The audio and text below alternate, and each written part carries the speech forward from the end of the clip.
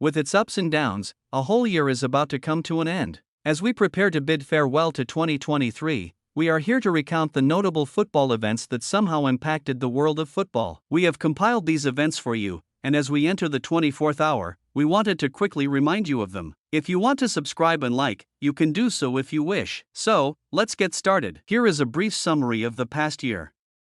Let's start with the 5 major leagues of Europe.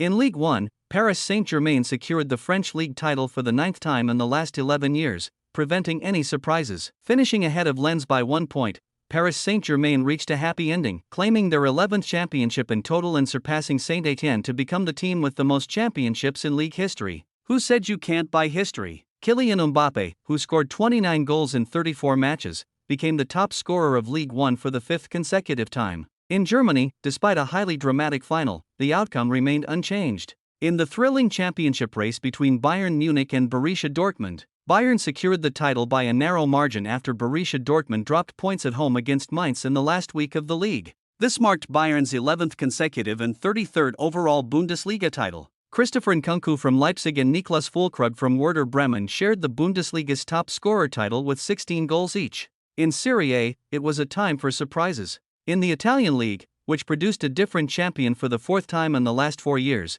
Napoli lifted the Scudetto after a 33-year gap, becoming champions for the 3rd time in the club's history. The experienced coach, Luciano Spalletti, aged 64, became Serie A champion for the first time in his career. Victor Osimhen, the Nigerian striker for the southern team, experienced his first golden boot of his career, scoring 26 goals in 32 matches.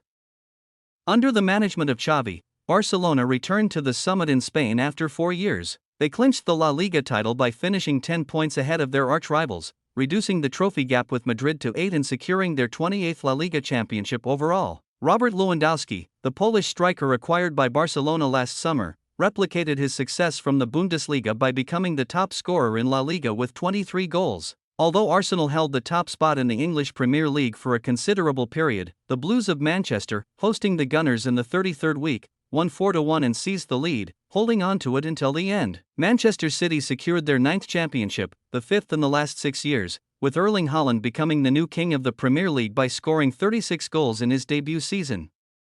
The final of UEFA's second-tier competition, the Europa League, featured Sevilla against Roma. The match, played at the Puskás Arena in Budapest, Hungary, ended in a 1-1 draw in regular time, leading to extra time and eventually a penalty shootout. Gonzalo Montiel, who secured the 2022 World Cup for Argentina with a penalty in the final, once again stepped up for the 4th penalty, converting it into a goal against Roma and leading Sevilla to victory. Winning this trophy for the 7th time, Sevilla improved its own record, reaffirming its status as the ambassador of the Europa League. In a notable moment of the night, Roma's visibly frustrated coach José Mourinho gave his runner-up medal to a fan in the stands. The second edition of the UEFA Conference League was won by West Ham United. The London-based team, coached by David Moyes, faced Fiorentina in the final at the Fortuna Arena in Prague, the capital of the Czech Republic. With the match entering the last minutes with a 1-1 draw, Jared Bowen had the final say in the 90th minute, securing West Ham's first-ever European Cup in the club's history.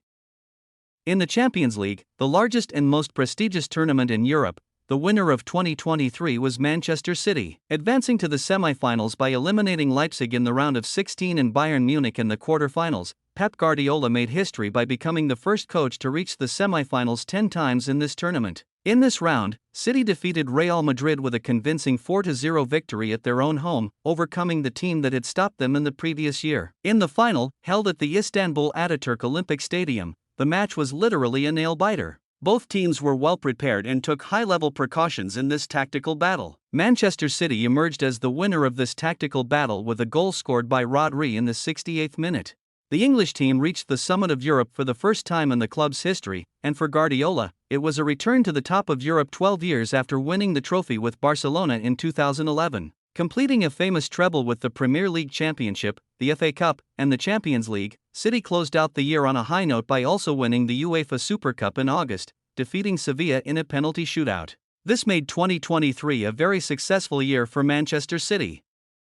If we were to choose a single match from the results of 2023 that shocked everyone, it would undoubtedly be the Premier League encounter between Liverpool and Manchester United at Anfield in March. In reality, during the period when these two arch-rivals faced each other, United was in a much better form graph compared to Liverpool. Erik ten Hag, often criticized by the British press, had not suffered a defeat in 11 consecutive matches, earning significant credit. However, the infamous match arrived. Klopp's team showed no mercy to the Red Devils, returning with a goal almost every time they approached the opposing goal. With 2 goals from Gakpo, Nunez, and Salah, and 1 from Firmino, Liverpool handed Manchester United its heaviest defeat in history, tearing them apart in a spectacular fashion.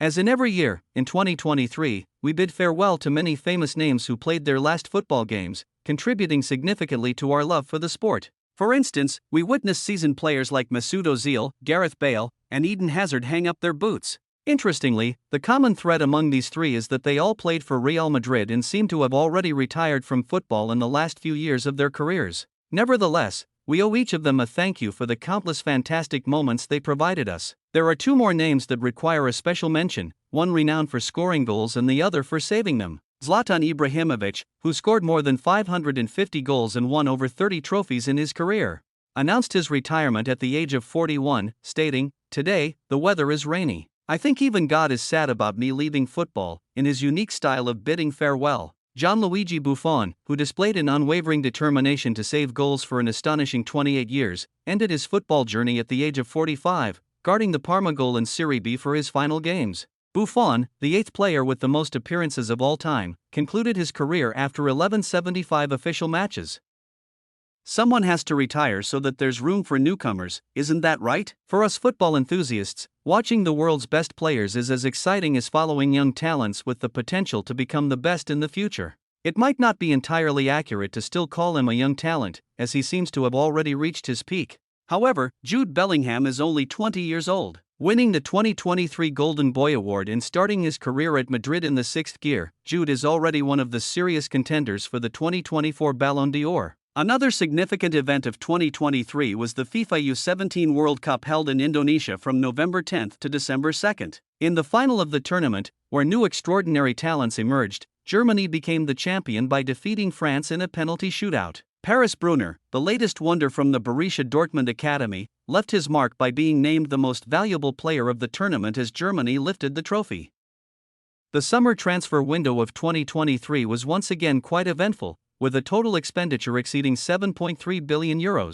Some of the most notable transfers included Declan Rice moving from West Ham to Arsenal for €116 million, Moises Caicedo leaving Brighton for Chelsea at the same price, Jude Bellingham's transfer from Dortmund to Real Madrid for €103 million, and Harry Kane's move from Tottenham to Bayern for €95 million.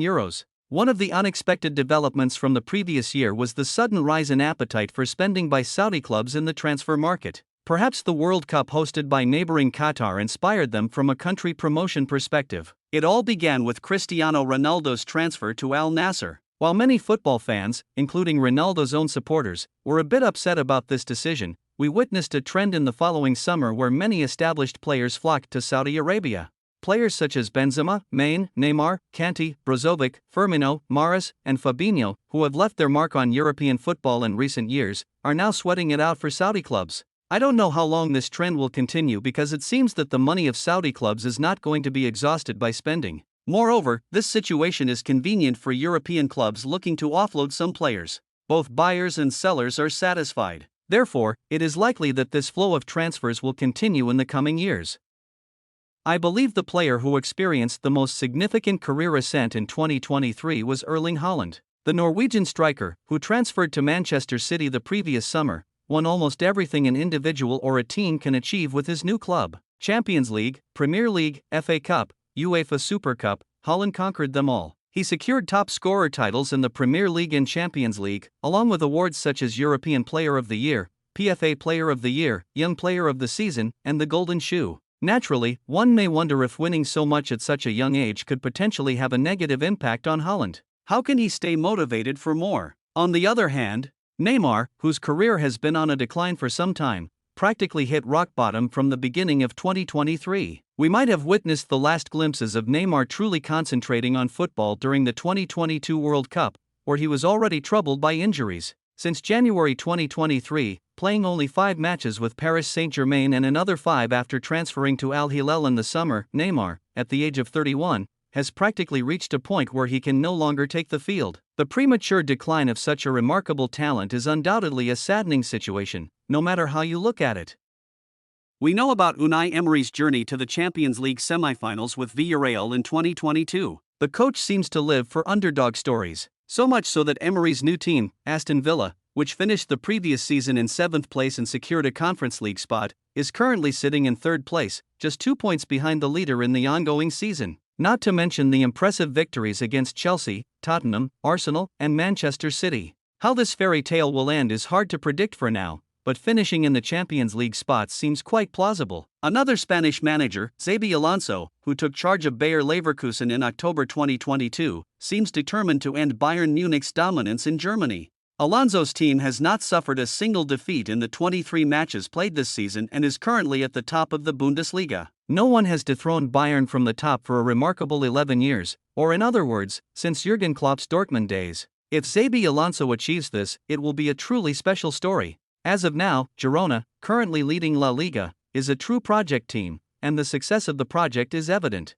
Majority owned by Pep Guardiola's brother, Per Guardiola, Girona plays a wild attacking style with a squad that doesn't have a very high market value, bringing a new excitement to La Liga, which has been losing momentum in recent years. Girona, the league's top scoring team, recently scored 4 goals against Barcelona. The Ballon d'Or, considered the most prestigious award in the football world, went to Lionel Messi for the 8th time in 2023. Leo, who had a serious competition with Erling Haaland, likely received the award for the last time, considering his contribution to bringing the World Cup to his country 36 years later. As Pep Guardiola also mentioned, to avoid any injustice to players like Holland and many others, maybe there should always be 2 awards as long as Messi plays, and one of them should always go to Leo. With Messi bidding farewell to European football by signing with the MLS team Inter Miami, a chapter has officially closed. Of course, unless Leo decides to return to collect a few more awards just for the sake of it. Cristiano Ronaldo, who made headlines and expressed his frustration with everyone at the end of 2022 in an interview before heading to Saudi Arabia, continues to do what he knows best in the colors of Al Nassr. For some, the number of goals he scores here may not have any significance or value.